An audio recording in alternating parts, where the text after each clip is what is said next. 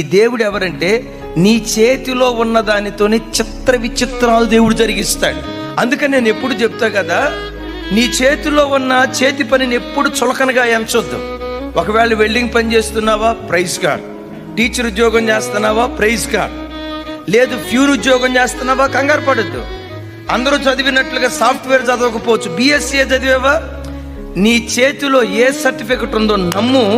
నీ చేతిలో ఉన్న దానితోనే దేవుడు అద్భుతాలు చేయటం ప్రారంభిస్తాడు. ఇశ్రాయేలీయులను ఐగుప్తు దాస్యత్వం నుంచి విడిపించడానికి మోషే చేతిలో ఉన్న చేతి కర్రతోనే దేవుడు అద్భుతం చేశాడు. గొప్ప గొలియాతును చంపటానికి దావీదు చేతిలో ఉన్న ఆ చిన్న ఒడిసెల రాయి దేవునికి చాలు.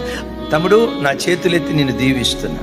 నీ చేతిలో ఏ ఉద్యోగం ఉందో, నీ చేతిలో ఏ వ్యాపారం ఉందో, నీ చేతిలో ఏ చదువు ఉందో, నీ చేతిలో ఏ సర్టిఫికెట్ ఉందో, దానితోనే నా దేవుడు నిన్ను ఆశీర్వదించును గాక.